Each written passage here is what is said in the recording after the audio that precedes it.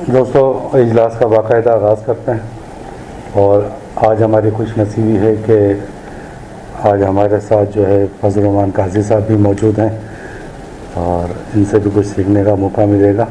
उससे पहले ज़ैनब डार साहिबा किसी तारुफ की मोहताज नहीं है और इस कमरे में मौजूद हर शख्स से उनकी दोस्ती भी है और मोहब्बतों का और शफ़क़त का रिश्ता भी है। और ज़ैनब डार उन चंद लोगों में से है जिन्होंने फ़नून लतीफ़ा को पाकिस्तान में ज़िंदा रखा हुआ है। ये तो आप सब जानते हैं कि जब से पाकिस्तान बना है कतरा कतरा फ़नून लतीफ़ा को मारा गया है, कत्ल किया गया है। और आज के दौर में इस्लामाबाद में जहाँ मौजूद हैं, कोई शाद और नादिर कोई प्रोग्राम्स होते हैं जिसमें फ़नून लतीफ़ा, ड्रामा, डांस या रक़्स के ऊपर बात होती है। तो ज़ैनब उन चंद लोगों में से है कि जिन्होंने इस जो है काम की खिदमत की है और करती चली जा रही हैं और नासाज़ी तबीयत के बावजूद भी और बिना किसी लालच के। तो हम सबको ज़ैनब से मोहब्बत है, ज़ैनब को अपने काम से मोहब्बत है, अपने मिशन से मोहब्बत है, अपने शागिर्दों से मोहब्बत है। तो आज हमने दरख्वास्त की थी कि कथक के ऊपर हमें एक तारीख़ी हवालाजात के ज़रिए बताएं और इसके जो समाजी असरात हैं या सकाफ़ती असरात हैं उस पर बात करेंगे। तो आज के प्रोग्राम की सदारत हम दरख्वास्त करेंगे फजल रहमान काजी साहब से कि आखिर में 10 मिनट हमें अपने ये पूरा जो गुफ्तगू होगी इसका खुलासा दीजिएगा हमें। तो ज़ैनब से दरख्वास्त करूँगा तशरीफ़ लाएँ। बहुत शुक्रिया, बेहद शुक्रिया आपने मुझे ये इज़्ज़त बख्शी। पहले तो यही समझ नहीं आ रहा कि समंदर को कूज़े में बंद करने वाली बात है। इतने कम वक्त में मैं कथक पे एक तफसीली गुफ्तगू कैसे कर पाऊँगी, लेकिन कोशिश करूँगी कि उन पहलुओं पे बात करूँ जिनके बारे में के बात कम की जाती है या ऐसे मुझे लगता है कि उनके बारे में शायद लोगों के बारे में मालूमात थोड़ी कम है।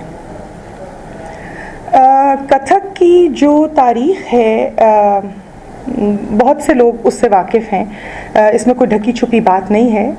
अगर हम इसके रूट्स देखें तो कहीं जाके हमें नाट्य शास्त्र में मिलते हैं और ये भारत के या बर्रे सग़ीर के 8 मेजर डांस फॉर्म्स में से एक डांस फॉर्म है। इसका सबसे जो एक मुख्तलिफ पहलू है वो ये है कि इसका बेस फोक है।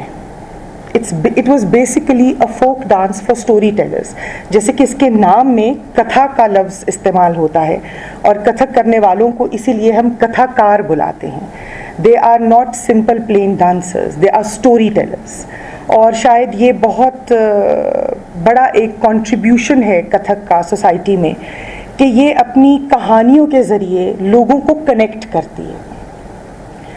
तो कथक जो है कहीं उत्तर प्रदेश से इसका आगाज़ होता है, जो हमें है तो ये बहुत कदीम, लेकिन जो हमें डॉक्यूमेंटेड कुछ उसके रूट्स मिलते हैं वो कहीं उत्तर प्रदेश में मिलते हैं। वहाँ से ये शुरू हुआ कहानियों का सिलसिला, चलते चलते ये मुल्क भर के मंदिरों में जा पहुँचा, क्योंकि कहानियाँ लोगों को जोड़ के रखती हैं मौजू के साथ भी। और जब लोगों को ये अंदाज़ा हुआ कि इसमें कितनी ताकत है, तो जिस चीज़ में लोगों को काबू करने की, कैप्चर करने की ताकत होती है, मेरा ख़्याल है सबसे ज़्यादा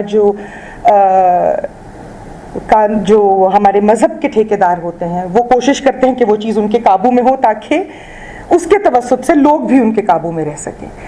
तो जाहिर है कि कथक ने वहाँ से मंदिरों का रुख किया। फिर बड़े सग़ीर पे हमले हुए,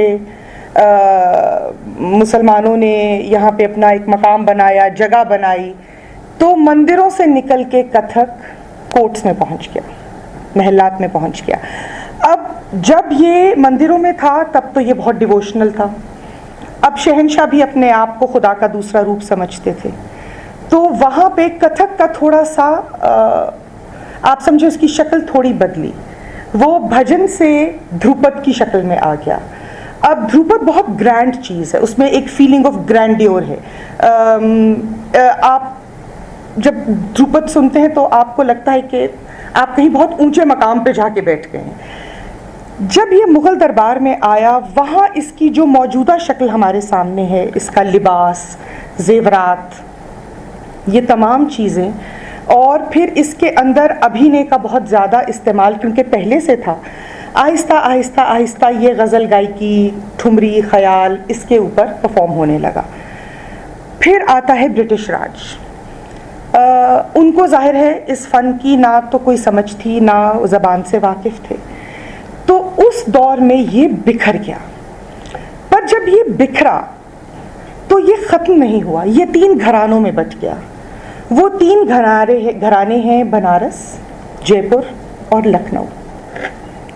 बनारस घराना ज़्यादातर भक्ति अंग, जिसे हम डिवोशनल कथक कहते हैं, जिसके अंदर के राधा कृष्ण की कहानियाँ, राम सीता की कहानियाँ ये दर्शाई जाती हैं। जयपुरी अंग का जो सेलिएंट फीचर है वो उसका स्विफ्ट फुटवर्क है, sharp movements, warrior like poses, जो कि जाहिर है उस इलाके का एक खासा भी रहा है। जब हम आते हैं लखनवी स्टाइल, ये वो स्टाइल है जो मैं बजाते खुद सिखाती हूँ। यहाँ शायरी, नज़ाकत, द एक्ट इटसेल्फ, जमालियात, अभिनय, आपका चेहरा, आपके हाथ, आपकी आँखें, इसके अंदर जो कथक की जो ट्रू स्पिरिट है वो देखने को मिलती है, क्योंकि ये कहानियाँ बताने का एक ज़रिया बन जाती है। अब आप उसको गज़ल की शक्ल में बताएं, नज़्म की शक्ल में बताएं, या आप नसर की शक्ल में बताएं, बहरहाल ये कहानी बताने का एक ज़रिया बन जाती है। उसके बाद जाहिर है कि बर्रे सगीर के भी हिस्से बुखरे हो गए, और जब हम यहाँ पाकिस्तान जब बना तो हमारे साथ जो मौसीकी और रिवायात आई वो नॉर्थ इंडियन थी। मौसीकी 2 तरह की है बर्रे सगीर में, एक साउथ इंडियन जिसे हम कर्नाटिक म्यूज़िक कहते हैं, जो कि ज़्यादातर भरतनाट्यम और ओडिसी, कुचिपुड़ी, मणिपुरी इसमें इस्तेमाल होता है, और कथक जो है वो मेजरली नॉर्थ इंडियन क्लासिकी मौसीकी के ऊपर परफॉर्म किया जाता है। तो जब हम यहाँ आए तो हम अपने साथ नॉर्थ इंडियन क्लासिकल म्यूज़िक लेके आए, हम अपने साथ कथक की रवायात भी लेके आए, लेकिन फिर हमने देखा कि वक्त गुजरने के साथ साथ 80 की दिहाई में इन तमाम चीज़ों को मस्ख करने की बहुत कामयाब कोशिश की गई, और उसके बाद से ये कहीं चीदा चीदा ही दिखती हैं।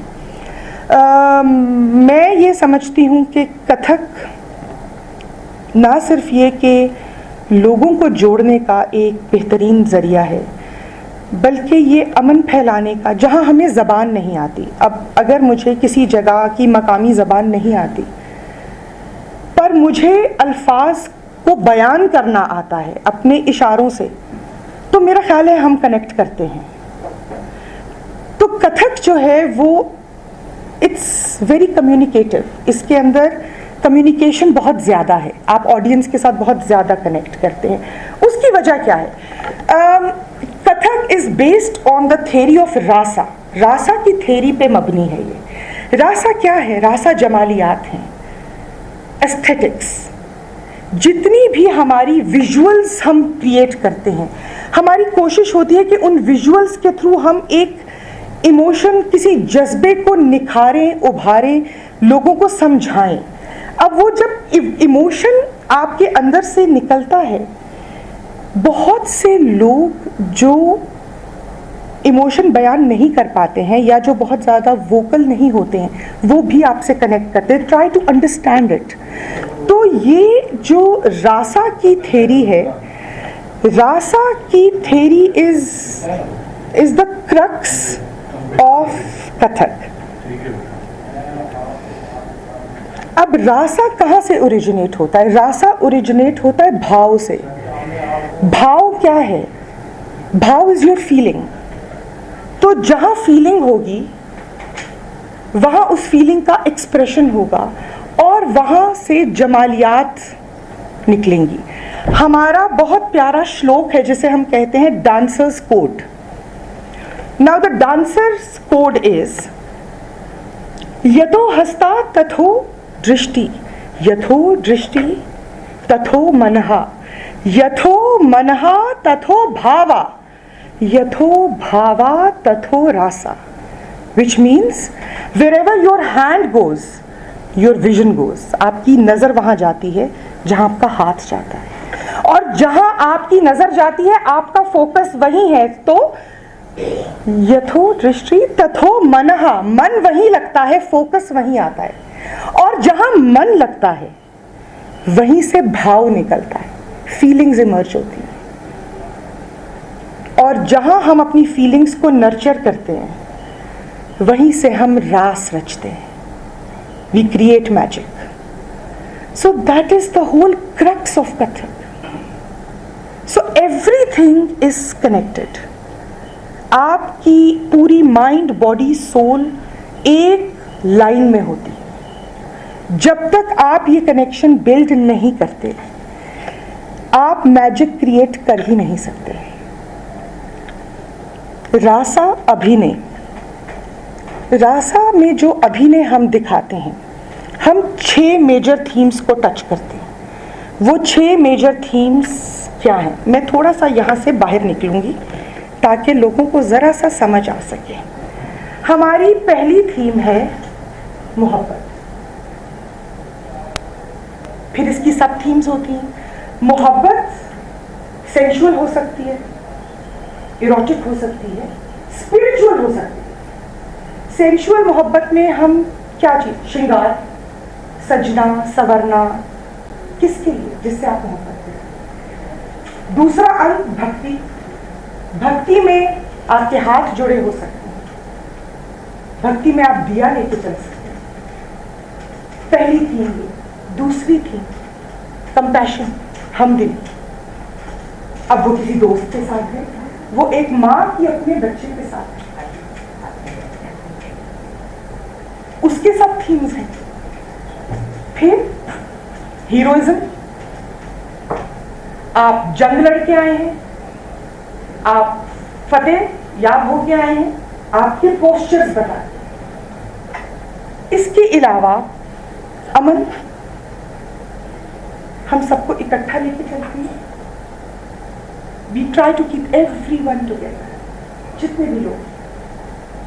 चौथा थीम हमारा अमन है. पांचवा थीम हमारा शरारत है.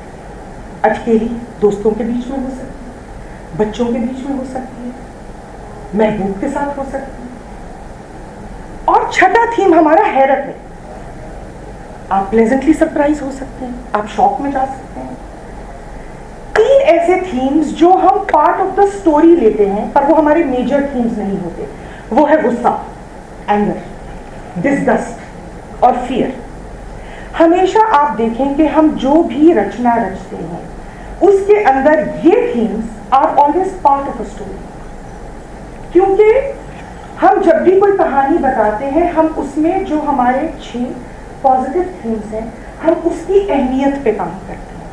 उसके बीच में आपको गुस्सा आ सकता है, बिल्कुल आ सकता है. जब हम शिव तांडव करते हैं तो शिव तो जब खुल गई तीसरी आंख और आ गया गुस्सा तो तहस नहस कर दी दुनिया. पर फिर फूल खिल गए, नया आगाज हो गया, एक उम्मीद है, एक नई रोशनी है. तो कथक के जो थीम्स हैं हमारे वो बहुत ज़रूरी है. उन थीम्स से हम कोशिश करते हैं कि ना हटा जाए. अब हम आते हैं कि कथक एक ह्यूमन बॉडी और कथक. सबसे पहली चीज़ हमारा पोस्चर. जब हम कथक के लिए किसी को खड़ा करते हैं तो मैं अपने तमाम शागिर्दों से कहती हूँ कि देखो बेटा, जो आपको खुदा ने जिस्म दिया है, आपकी रीढ़ की हड्डी सीधी है, तो फिर आप ऐसे भी खड़े नहीं हो सकते, आप ऐसे भी खड़े नहीं हो सकते, आप ऐसे भी खड़े नहीं हो सकते. आपने सीधे खड़े होना है. हर चीज अलाइंड होती है. आपके पैर वी पोजीशन में उतने ही खुलते हैं जितना आपका हिप थ्रेड है. इससे दूर जाएंगे तो पोस्चर खराब हो जाएगा. उतने ही खोलने हैं. ये आपके कांधों की लाइन में है, कांधे आपकी कान की लाइन में है. आप पूरी सीधी एक लकीर है. और आप, हम में से बहुत से लोग ऐसे हैं जिनको बिलखसूस जो मेरी उम्र को पहुंच चुके हैं, सर्वाइकल के मसाइल शुरू हो जाते हैं, अपर बैक में पेन्स रहती हैं, शोल्डर्स खींचे रहते हैं। यहाँ मेरी एक शागिर्द भी बैठी हैं, जब मेरे पास आई थी तो आपको याद होगा हम बहुत सारे पेन्स थे, बहुत एक्स थी, 3 महीने में सब निकल गया। तो ये जो चीज़ें हैं हमें ओवरऑल पॉजिटिव रखती हैं। पोस्चर बहुत ज़रूरी है। पाँव का इस्तेमाल हम सिर्फ और सिर्फ बीट के लिए करते हैं, रिदम के लिए करते हैं। पाँव का इस्तेमाल बस इतना ही है। जितना भी कथक का एक्ट है वो अपर टॉर्सो और ऊपर है, नीचे सिर्फ रिदम है। ताल आपने पैर से देनी है, कहानी आपने यहाँ से बतानी है। आपकी कमर इस्तेमाल होती है टू ट्विस्ट, स्पिन्स, बेंड। आपके बाजू इस्तेमाल, हमारे 3 तरह के जॉइंट्स हैं।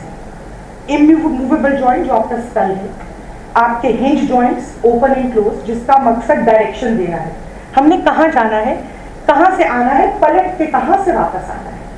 ये हिंज जॉइंट्स का काम है, to tell where you have to go. फिर आपके बॉल एंड सॉकेट जॉइंट्स हैं जिनका मकसद इमोशन बताना है, हम करीब आ रहे हैं, हम दूर जा रहे हैं, बादल आसमान से आ रहे हैं या बारिश गिर रही है। ये बॉल एंड सॉकेट जॉइंट का काम है, जो आपके कांधे हैं, आपकी कलाइयाँ हैं।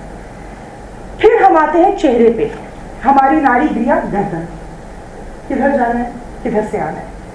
हमारा आंखें, होंठ, हमारे 6 लीनियर मसल्स होते हैं चेहरे पे, 6 के 6 इस्तेमाल होते हैं।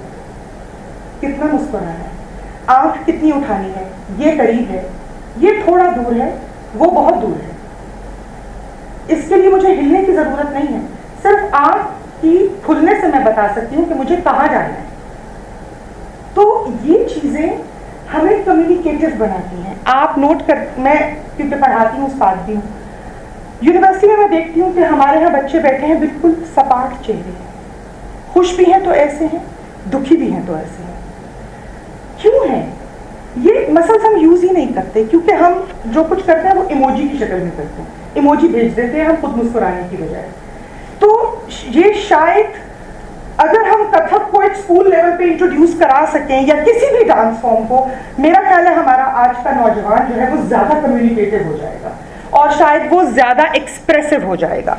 तो स्टोरी टेलिंग जो है वो अपर टॉर्सो, चेहरा, बाजू, आंखें, फेशियल मसल्स, इन सब से होती है। अब हम बात करते हैं कथक के जो एलिमेंट्स हैं। 4 बहुत अहम चीजें हैं कथक में। सबसे बुनियादी चीज अभिनय। लोगों का ये ख्याल है कि कथक जोर जोर से चक्कर लेने वाला डांस है, नहीं। कथक में सबसे अहम चीज इज द एक्ट इटसेल्फ।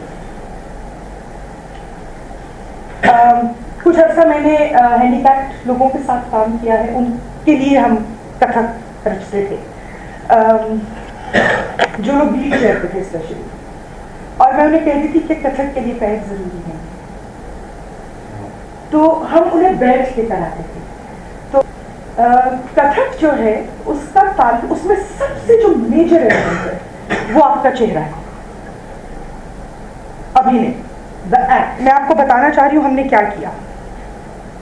तो एक गीत था जो हमें बहुत पसंद था, आओगे जब तुम साजना, आंगना फूल खिलेंगे, बरसेगा सावन, बरसेगा सावन, झूम झूम के दो दिल ऐसे मिलेंगे। अच्छा, अब इसके अंदर अगला बंद है, वो कहता है नैना तेरे कजरारे, ठीक है। नैना तेरे कजरारे हैं, नैनों पे हम दिल हारे हैं, अनजाने ही तेरे नैनों ने वादे किए कई सारे हैं। जरूरत ही नहीं है हिलने की, सांसों की ले मध्यम चले तो से कहे बरसेगा सावन, बरसेगा सावन, झूम झूम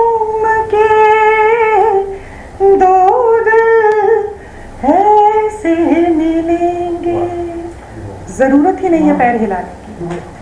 तो सबसे ज़रूरी चीज़ है आपका अभिनय। उसके बाद अंगा, योर पोस्चर, आप कैसे खड़े हैं, आपके बाजू कहाँ जाने हैं। आप, बहुत छोटी सी मिसाल है, जब मैं माँ नहीं बनी थी और तब मैं जब कथक करती थी तो मेरा पोस्चर ये होता था। जब हुसैन पैदा हुए तो मेरा पोस्चर ये हो गया। ऑटोमेटिकली उसके अंदर एक ममता का रंग आ गया। हम इवॉल्व करते हैं, हमारे जिस्म इवॉल्व करते हैं, हम उम्र के साथ तब्दील होता है सब कुछ। तो हमारे जो पोस्चर, जो अंगा है, जो पोस्चर है हमारा, वो बहुत अहम है। हम क्या दिखा रहे हैं? अब एक वॉरियर दिखाना है। अब राम को दिखाना है कि वो रावण को हरा के वापस आ रहा है। अब वो ऐसे वापस आएगा उसको हरा के, वो ऐसे वापस तो नहीं आएगा, ऐसे तो तीर ही नहीं चलेगा उससे। तो इसी तरह कृष्णा है, तो कृष्णा तो ऐसे ही खड़ा होगा, कृष्णा ऐसे तो खड़ा नहीं होगा, ऐसे तो राधा खड़ी होगी। तो अंगा बहुत जरूरी है। तीसरी चीज वचिका, द वर्ड्स, जो हमारी वोकैबुलरी है, हमारे कौन से, जैसे हमारे नटवरी टुकड़े हैं तो तक तक थुन थुन दीगा दिग दिग थई। अब ये वो टुकड़े हैं जब कृष्णा ने नाग का सर कुचला था तो फिर it was is dance of victory. तो थुन थुन is the budding of the flowers, so तक तक थुन थुन दीगा दिग दिग थई। तो ये सेलिब्रेटरी टुकड़ा है, ये बच्चे, ये हमारी लैंग्वेज है। और चौथी और सबसे अहम चीज है आहार, the way we dress up. आप कभी नहीं देखेंगे कि कोई कथक परफॉर्मर जो है वो इल क्लैड हो। एक रवायत है, हम पूरा प्रॉपर लिबास पहनते हैं, हमारा श्रृंगार पूरा होता है। हम कभी, ये मेरी क्लास में आती हैं स्टूडेंट्स, फिर मैंने कहती हूँ बेटा पहला महीना छूट है, उसके बाद काजल के बगैर कोई ना आए। आंख नहीं दिखती, आंख ने कहाँ जाना है, मूवमेंट कहाँ दिखेगी। काजल लाजमी होता है, श्रृंगार लाजमी होता है। तो कोई भी जो कथक का एक परफॉर्म, इन 4 एलिमेंट्स के बगैर नामुकम्मल है। ये 4 एलिमेंट्स बहुत जरूरी। इसी तरह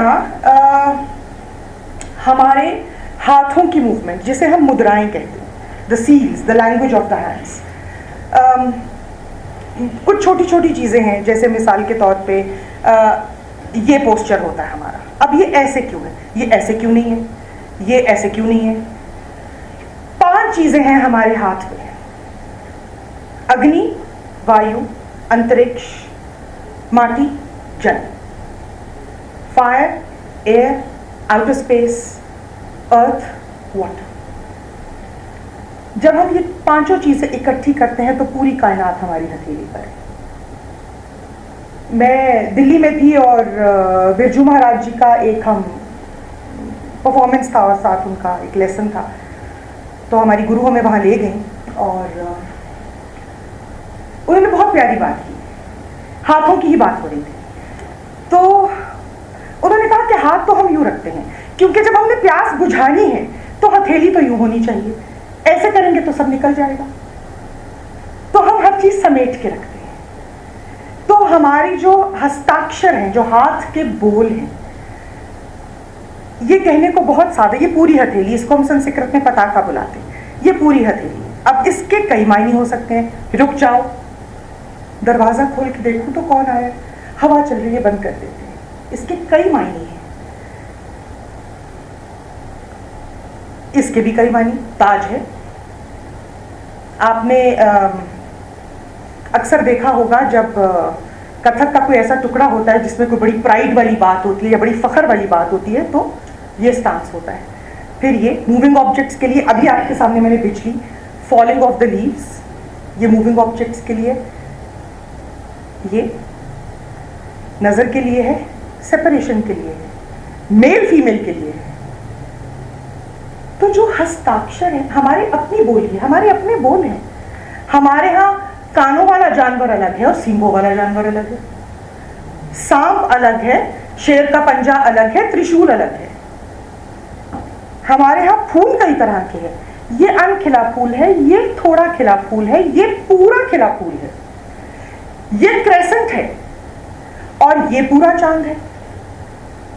तो कथक की जो वोकैबुलरी है ये बहुत वास्ट है, ये इतनी वास्ट है कि हम इस कोई भी कहानी हम इसको इस्तेमाल करके बयान कर सकते हैं। बहुत सी चीज़ों का इस्तेमाल है। आज सुबह ही मैं सोच रही थी कि हमारे यहाँ कितनी प्यारी बात है कि हर तरह के रंग की रिप्रेजेंटेशन अलग है। लाल रंग है, मांग में भरा जाता है, बिंदी लगाई जाती है, गालों पे होता है। गुलाबी रंग है तो होंठ पे होता है, फूल की पंखड़ी पे होता है। स्याह रंग है तो उसके लिए जुल्फ का इस्तिआरा है, उमड़ते बादल है। अगर सलेटी रंग है तो उसके लिए राख है जो हम माथे पे मलते हैं। अगर चंदन है तो उसके लिए हम तिलक, केसरी रंग कैसे बताएंगे? तिलक से, चंदन का तिलक लगता है। अगर सफेद रंग है तो वो अमन का पैगाम है, उसके लिए हम फाख्ता बनाएंगे और फिर हम उसको उड़ा देंगे। तो ये चीजें हमारी रोजमर्रा की जिंदगी की चीजें हैं जो हम ऑब्जर्व करते हैं पर हम उसको यूटिलाइज नहीं करते हैं। हमारे यहाँ बहुत तरह की वॉक्स है जिसे हम गत निकास कहते हैं कि चाल का निकलना। हमारे यहाँ मटके की चाल है, रुखसार की चाल है, घूंघट की चाल है, मोर की चाल है, हिरन की चाल है। बिरजू महाराज जी तो बतख की चाल भी चलते थे।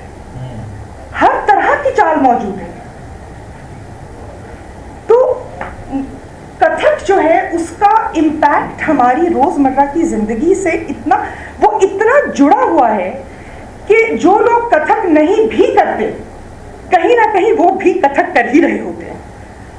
सिर्फ यह है कि उनके पास बुनियादी तालीम नहीं होती, उनको शायद उसको किस तरह इस्तेमाल किया जाए उसका अंदाजा नहीं होता।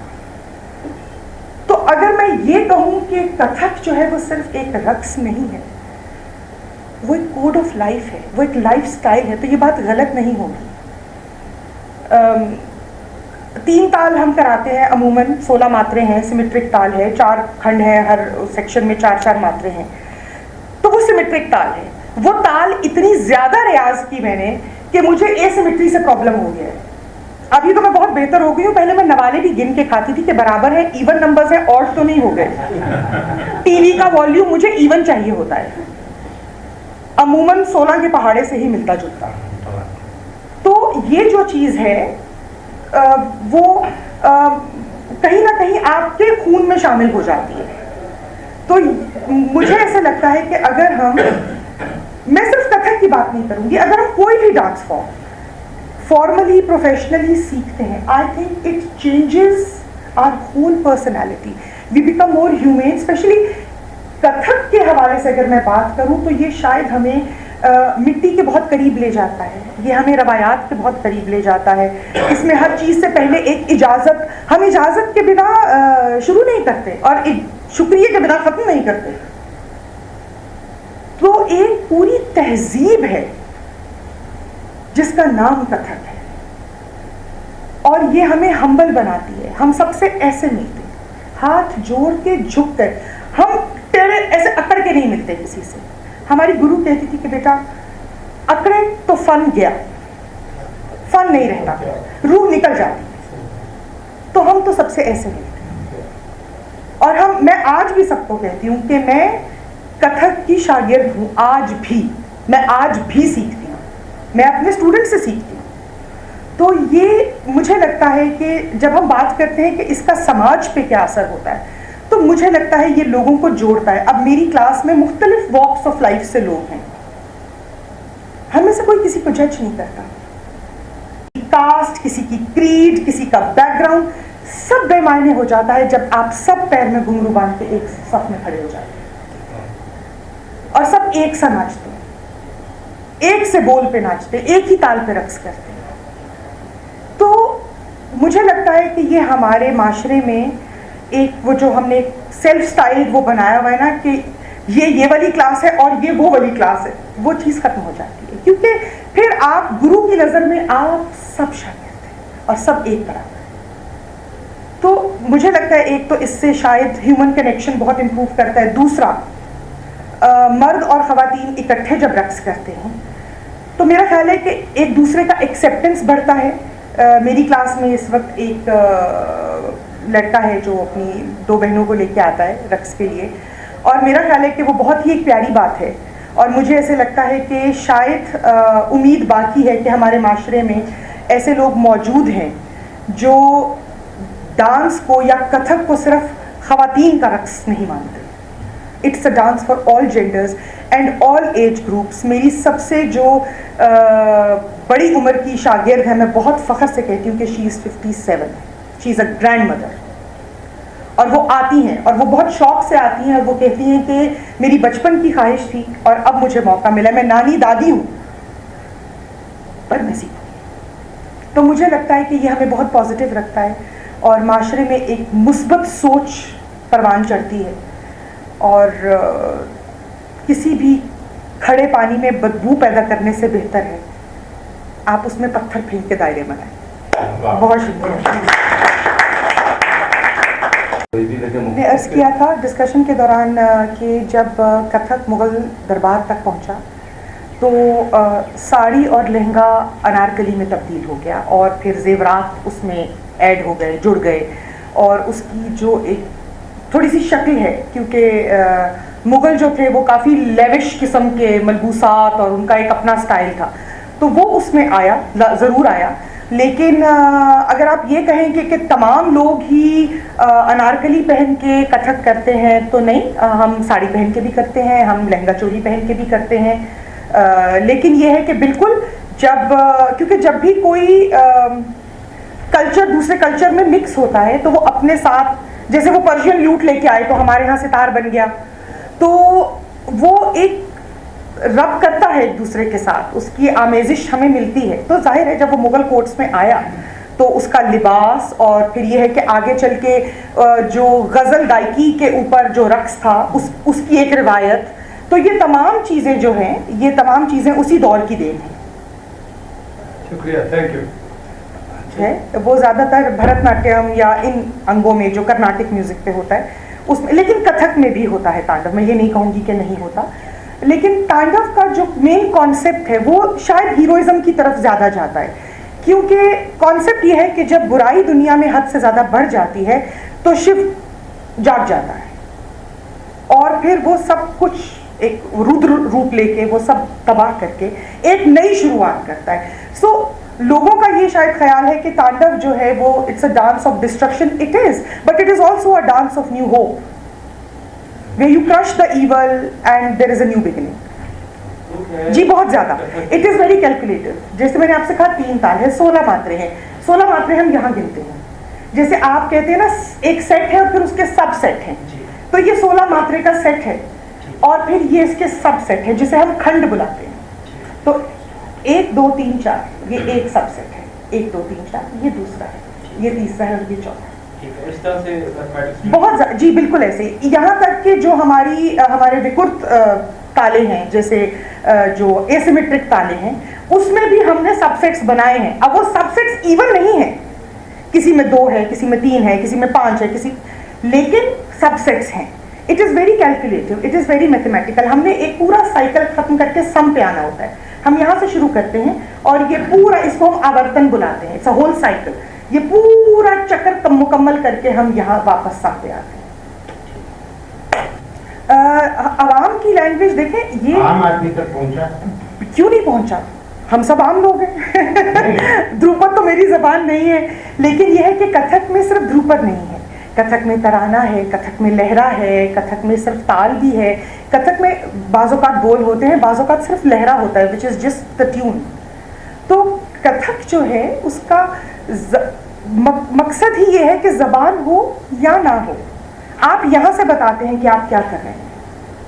तो जो हमारा मकसद है कथक का, विच इज़ टू, इसमें कोई शक नहीं है कि ये शुरू में जब ये इसका आगाज़ था तो ये था ही रॉयल्टी और खवास के लिए एक, लेकिन वो उसका ट्रू एसेंस था ही नहीं, बिकॉज उसका ओरिजिन फोक था। तो ये तो as a folk dance of story tellers था, वो तो बाद में इसके इम्पैक्ट को देखते हुए इसने भी हथियाने की कोशिश की, उसने भी हथियाने की कोशिश की। लेकिन जो कथक का मेन काम है कहानी बताना, तो कहानी तो वो सबको बताता है। अब जिसको नहीं भी समझ बोल की, जब हम ये बोल ही बोलते हैं कि थुम, तो आपको लगता है कि कहीं कोई फूल फूटा है, कोई कली फूटी है, कुछ निकला है। तो कुछ चीजें हम ह्यूमन इंटेलिजेंस पे छोड़ते हैं, क्योंकि वो हम यहां से बता रहे होते हैं कि हो क्या रहा है। तो ये जो चीजें हैं, कुछ जैसे मौसीकी की कोई जबान नहीं होती, इसी तरह अभिनय है, वो आपने यहां से बताना है, बोल कोई भी हो।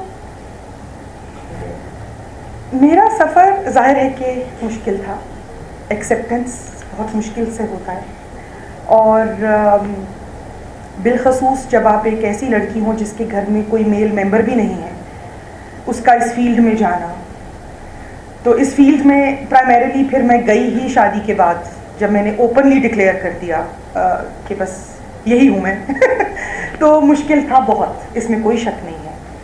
लेकिन ठीक है, मुश्किल तो ज़िंदगी भी है, जीते हैं।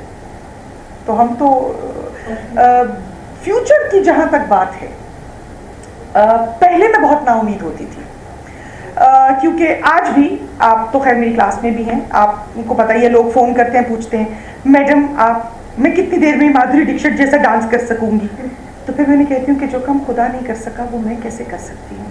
तो हम बॉलीवुड नहीं सिखाते, तो लोगों को ये समझाना कि हम कथक सिखा, और हम कथक रक्स सिर्फ नहीं सिखाते, we teach Kathak as an art form. तो इसकी बाकायदा थेरी है, मेरे बाकायदा लेक्चर्स होते हैं, मेरे स्टूडेंट्स नोटबुक और पेंसिल लेके आते हैं, क्योंकि उनको ये पता होना चाहिए कि अगर ये हाथ है तो ये ऊर्ध्व हस्तकोण सुचिता है, ये इसका नाम है, ये सिर्फ ऊपर का कोने का हाथ नहीं है, इसका नाम है हस्तकोण सुचिता, इसका नाम है ऊर्ध्व हस्त चक्र, इसका नाम है तला हस्त चक्र, इसका नाम है व्यापति। तो इसकी एक थ्योरी है। तो ये सफर मुश्किल था मेरे लिए बहुत ज्यादा। फिर दूसरी मुश्किल मुझे ये थी कि लोगों को ये समझाना कि भैया हम बॉलीवुड नहीं सिखाते, और वो हम सेमी क्लासिकल नहीं सिखाते, हम प्योरली क्लासिकल सिखाते हैं थ्योरी के साथ। तो आपको याद होगा हमने 2 लोगों से शुरू किया था, इस वक्त मेरे पास 17 बच्चे हैं, हमने 2 से शुरू किया था, तो वक्त लगा हमें। लेकिन अब जब मैं अपनी क्लास को देखती हूँ तो मुझे उम्मीद नजर आती है, मुझे उम्मीद नजर आती है कि लोग सिर्फ ठुमके नहीं लगाना चाहते, लोग कथक को उसकी प्योर स्पिरिट के साथ सीखना चाहते हैं। जो सबसे खूबसूरत बात है कि आप इसको एज एन आर्ट फॉर्म सीख रहे हैं, इसलिए नहीं सीख रहे कि आपने ये सीख के शादियों पे नाचना है, आप इसलिए सीख रहे हैं कि ये जिंदगी गुजारने का एक जरिया, एक नजरिया है, ये एक पूरा लाइफ स्टाइल है।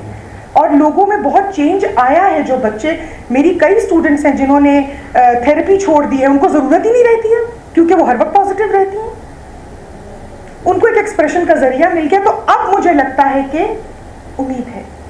ऐसा है कि मैं 5 साल दिल्ली जाती रही हूँ, हमें वीजा नहीं मिलता था, जाहिर ये है शादी कब हुई हमारी 2004 इतनी पुरानी बात है। अच्छा सवाल है। तो हाँ, ऐसा कुछ याद सा है कि कुछ हुआ था। तो ऐसा है नाजिर कि मैं जाती थी और वहाँ मेरी दोस्त रहती हैं, जर्नलिस्ट थी वो, तो उनकी वालदा के साथ ऐसे मैं एक दिन बैठी हुई थी और मैंने उन्हें कहा, मैंने कहा अम्मा मेरा बड़ा दिल है मैं कथक सीखूं, तो कोई इदारा है यहाँ, तो क्योंकि मैं हर साल आऊँगी और मैं सीखूंगी। तो उन्होंने कहा कि इदारा तुम्हें क्या देगा, एक सर्टिफिकेट और एक डिग्री। मेरी एक सहेली है जो एक अनाथ आश्रम में ऑर्फन बच्चों को सिखाती है, तो तुम कहो तो बात करो, आऊँगी तुम्हें ऐसे कैसे कि तुम 1 महीने के लिए आओगी, ऐसे कौन सीखता है। तो मैंने कहा कि यार कोशिश तो करें। अच्छा, अब तब ये बात ना मैं उस्मान को बता सकती थी कि पता नहीं मैं सीखूं मैं ना सीखूं, खामखा बंदा शर्मिंदा ही होता है। तो उन्होंने मुझे कहा, ऐसे ही उन्होंने मुझे तंजिया कहा कि अच्छा ठीक है जाओ और तुम ये जो 3 ताल है इसके ये बोल है, ये पैर है, हमारी स्पीड्स होती हैं कथक की, विलंबर, मध्य, द्रुत, स्लो, मीडियम, फास्ट। तो ये तीनों लय में करके अगर तुम ले आई तो मेरा वादा है मैं तुम्हें सिखा दूंगी। अच्छा, मैं बहुत कॉन्फिडेंस से निकल तो आई, अंदर से ऐसे दिल हो रहा था कि कैसे करूंगी। और उस जमाने में ये वाले फोन भी नहीं थे कि बंदा वीडियो बना ले, रिकॉर्ड कर ले, मैं तो सादे सादे फोन होते थे, बाहर जाके भी पीसीओ से कॉलिंग करनी पड़ती थी घर पे। तो खैर मैं घर आई और मैंने अपनी दोस्त से कहा कि अब क्या करूँ। उसने कहा करो अब रियाज, अब शौक था तो उसका तो नहीं पता, उसकी वालदा बैठी रही मेरे साथ पूरी रात और मैंने इतनी प्रैक्टिस की कि मेरे पैरों के नीचे कट पड़ गए। अगले दिन जब मैं वहाँ गई तो उन्होंने मुझे कहा करके दिखाओ, वो मैंने करके दिखाया। तो जब मैं कर रही थी तो वहाँ कहीं ज़रा से 2 खून के छींटे पड़ गए क्योंकि पैर कटे हुए थे नीचे से, तो वो रोने लग गई। फिर उन्होंने लेप मंगाया, लेप किया। इसीलिए काजी साहब जब मुझे जयपुर ले गए और जयपुर में हम फिर रहे थे तो काजी साहब ने कहा आपकी स्पीड बहुत स्लो है। उन्हें क्या बताती मैं क्या करके आई हूँ। तो उनसे मैं ये बात पक्की करके आई कि मैं 1 महीने के लिए आया करूँगी और आप मुझे 1 महीने में पूरे 1 साल का सिखाएंगी। मेहनत करना मेरा काम है। तो वो जिस तरह सिखाती थी नाजिर, मुझे वैसे कभी उनसे छड़ी नहीं पड़ी, ये मुझे मालूम है, पर मेरे हाथ सीधे नहीं होते थे ये। तो वो मुझे आधा घंटा ऐसे हाथों पे बिठा देती थी और वो मुझे कहती थी ऐसी बैठी रहो जब तक तुम्हारी हथेली सीधी नहीं होती, ये यूं नहीं होनी चाहिए, ये सीधी होनी चाहिए। फिर हमारे ऐसे बाजू जो थे ना वो ऐसे रहने चाहिए, ये यूं नहीं होने चाहिए, ये यूं भी नहीं होने चाहिए। वो यहाँ वेट्स बांध देती थी और वो कहती थी इसको, उसके साथ घंटी होती थी, जैसे ही पोस्टर खराब हुआ टन से घंटी बज जाती थी और फिर कहते थे अब 15 मिनट और खड़ी हो। तो वो बहुत डिफिकल्ट था मेरे लिए शुरू का 1-1.5 हफ्ता बहुत मुश्किल था, लेकिन मुझे शौक था सीखने का, मैं सीखी। और जब 5 साल हो गए और फिर मुझे नहीं पता था कि अगले साल हुसैन पैदा हो जाएंगे, तो वो जब मैं गई तो उन्होंने मुझे कहा कि मेरे हिसाब से तुम तैयार हो, अब तुम जितना गुड़ डालोगी उतना मीठा होगा, स्ट्रक्चर तुम्हें सब आ गया। फिर अगले साल हुसैन पैदा हो गए। उसके बाद मैंने ये थोड़े से बड़े हुए तो मैंने मिसेस इंदु मिठा को ज्वाइन किया भरतनाट्यम के लिए। भरतनाट्यम जब मैं सीखने गई तो वो पहले 2 साल कथक सिखाती हैं। अब मैं उनको डर के मारे ये ना बताऊं कि मुझे तो कथक आता है, कि ये ना हो कि वो मुझे वो भी ना सिखाएं कि तुम्हें तो आता है, तुम्हें सीखने की क्या जरूरत है। तो फिर मैंने मिसेस इंदु मिठा के साथ, और उन्होंने मुझे याद है पहली क्लास थी मेरी, मुझे कहा जाहिर है उस्ताद है, उन्होंने मुझे कहा पहले सीखी हो क्या। मैंने कहा नहीं। कहा बड़ी जल्दी पकड़ लिया तुमने।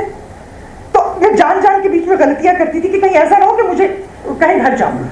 फिर उन्होंने मुझे कहा कि भरतनाट्यम जो है उसके लिए थोड़ा मुश्किल होगा, तुम्हारी फिजिक थोड़ी हेल्दी है, शायद तुम ना कर पाओ।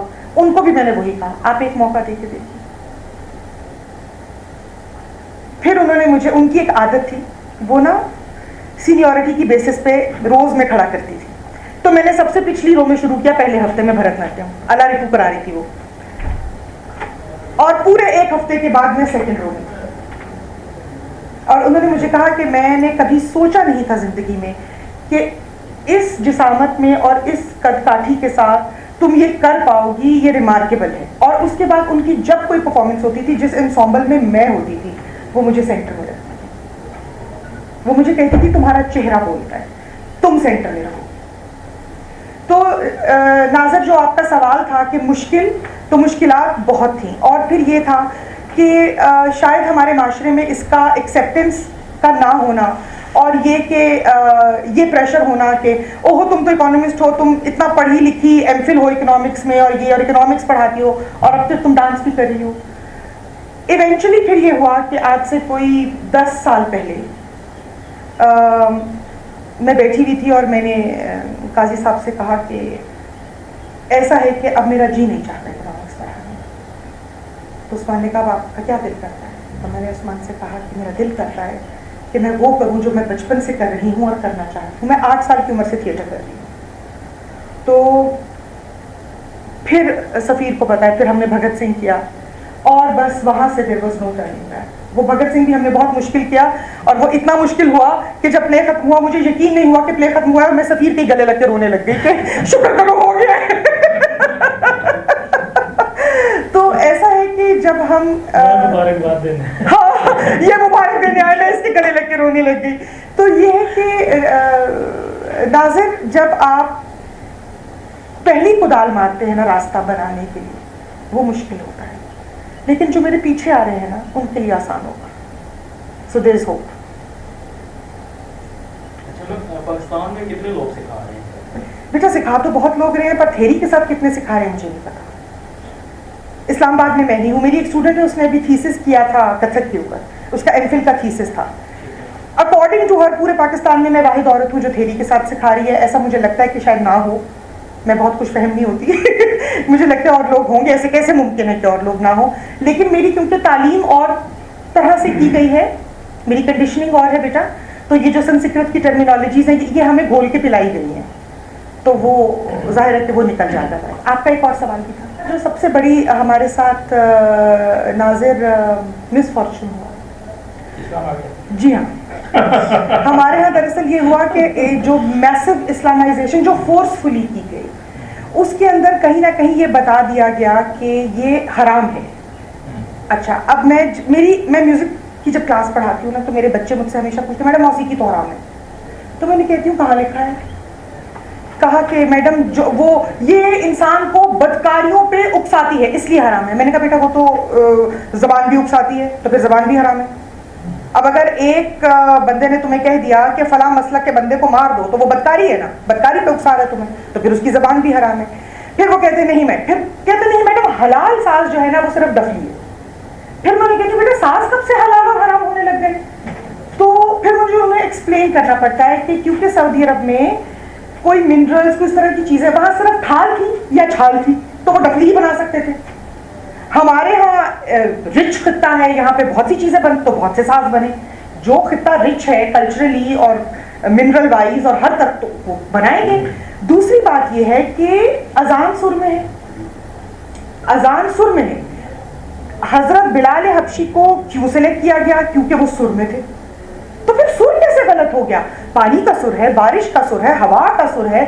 जब पूरी कायनात सूरज के गिर्द रक्स कर रही है, तो कथक का रक्स हराम कैसे है? जिस दिन जमीन वो रक्स छोड़ देगी उस दिन आखिरी दिन होगा, ये तो सब मानते हैं, किताबों में लिखा है। तो फिर इंसान रक्स क्यों नहीं कर सकता? तो हमारे यहाँ ये जो कॉन्सेप्ट फोर्स किया गया कि ये चीजें हराम हैं, और फिर एक बहुत सोची समझी स्कीम के तहत, मुझे तो लगता है, मुझे नहीं पता इस पर किसी ने रिसर्च की है कि नहीं की है, ये जो हमारे यहाँ थिएटर को, डांस को ट्रिवियलाइज करके, ओछा करके, ये जो तमासील थिएटर में ड्रामे होते रहे हैं, और ये इन चीजों ने, आप लोग देखें जो विजुअल्स है ना, visuals are very important in life. जो चीज हम अपनी आंख से देखते हैं वो उसे हम भूलते नहीं हैं। आप लोगों को गंध दिखाएंगे तो वो गंध याद रखेंगे, आप लोगों को सलीके की चीज दिखाएंगे तो वो सलीका सीखेंगे। तो सलीका तो निकाल दिया ना हमने, क्योंकि हमें तो जाहिल अवाम चाहिए थी जिसको हम हाँकते भेड़ बकरियों की तरह। तो वो जो एक इसको निकाल दिया गया हमारे कल्चर में से, जान के निकाला गया, इसको हराम करार देके, तो मुझे लगता है वहां हमें बहुत बड़ा ब्लो पड़ा है। मुझे ऐसा लगता है कि खैर अब ये वो डिस्कशन शुरू है, मैं एक जो मैं कहूँगा कि मजहब, अगर सिर्फ मजहब इसकी वजह होती तो जो लखनऊ ने कंट्रीब्यूट किया वो भी तो मुसलमान थे, बल्कि शिया मुसलमान थे, गुजादी मुसलमान थे। लखनऊ का बड़ा कंट्रीब्यूशन है, जी बिल्कुल, बहुत ज्यादा,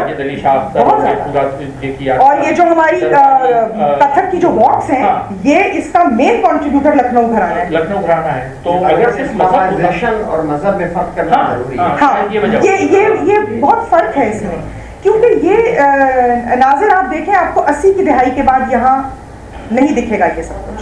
आप अगर देखना चाहें इसको, तो ये चीज़ें बहुत, और फिर ये था कि हम यहाँ पे हम सीखने भी जाते थे तो हमें मसाइल दरपेश होते थे, लोग अजीब अजीब गुफ्तगू।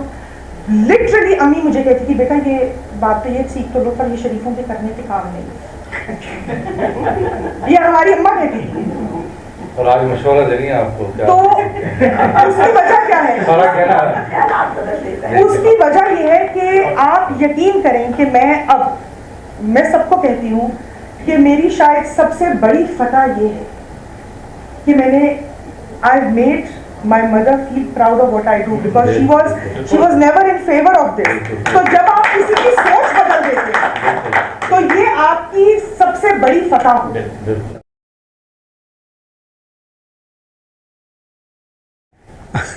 मुझे बिल्कुल ही अंदाज़ा नहीं था, ना मुझे पता था कि मुझे भी कुछ कहना है। मुझे तो कहा कि आओ फंक्शन अटेंड करते हैं, मैं चलो वरना बंदा मेंटली तैयार होता है। बहरहाल रक्स के बारे में मेरा जहाँ तक कंसेप्ट है, मैं कहता हूँ रक्स है हर जानदार इंसान को एक तरफ रखिए, हर जानदार का इजहार है खुशी गमी का। आप देखिए मोर है, उसको किसने सिखाया रक्स? ये रक्स जो है और ये जिस्मानी हरकत जो है इंसान के मूड को रिप्रेजेंट करती है। मिसाल के तौर पर एक बच्चा है, वो उसको आप थप्पड़ मारेंगे कुछ करेंगे, वो अपने पाँव पठाएगा, अपने जिस्म को हरकत देगा। और एक बच्चा खुशी के मारे भी डांस शुरू कर देगा। रक्स जो है ये इंसानी फितरत है। ये तो ये कहना कि ये नहीं रक्स हराम है तो फलाना ये इसे जब ये मेरी बेटी अभी तक नहीं बनी, वैसे तो अज़ल से मेरी बेटी है जिसे दुनियावी तौर पर नहीं बनी थी, मैं भी रक्स को यही समझता था। लेकिन जब से इससे शायद शादी मेरे बेटे की, तो मुझे इसकी मोहब्बत में कहने कि मैंने कहा नहीं ये ठीक है, नहीं मैं गलत हूँ, माशाल्लाह। हाँ नहीं, तो रक्स जो है ये मैंने अपनी पेंटिंग में भी, पहले मुझे रक्स से नहीं कुछ लगाव था, ज़ैनब को से मुतासिर होकर मैंने अपनी पेंटिंग में मुख्तलिफ रक्स की पेंटिंग की, मैंने बड़े साइज़ की पेंटिंग मैंने रक्स करते हुए औरत बच्चा, इनसे पूछा कि कौन सा है, इन्होंने कहा ये कथाकली ये अपनाना, तो वो मैंने उसी मूड के हिसाब से पेंटिंग्स की हैं। तो मैं समझता हूँ कि ये हमारे मुझे जो बचपन में हमारा जो कॉन्सेप्ट था रक्स का, वो था अतरण या चाप। अतरण पश्तो में कहते हैं वो जो मेरे खेलों पे बकई के पठान रक्स करते उसको हम लोग अतरण कहते, या बलोची चाप, दोनों डांसिंग चीज़ें थे। तो हमारा तो ये कंसेप्ट था। फिर जब थोड़ा होश संभाला तो कोयटा में दशहरा का त्यौहार मनाया जाता था। हिंदू रावण का बुत लाते थे, उससे पहले वो बाकायदा रक्स करते। फिर हम बच्चे से हम देखते थे ये क्या कर रहे हैं, तो उस वक्त हमें पता चला कि रक्स भी कोई चीज़ होती है, वरना इससे पहले हमें बिल्कुल नहीं पता था रक्स कैसे। बल्कि मोहतरम वालिद साहब अल्लाह उन्हें गनी की रहमत करे, वो बहुत स्ट्रिक्ट किस्म के थे। वो हिलाया भी क्या कर रहे हो, मुझे तो कैसी खारिश हो गई ऐसा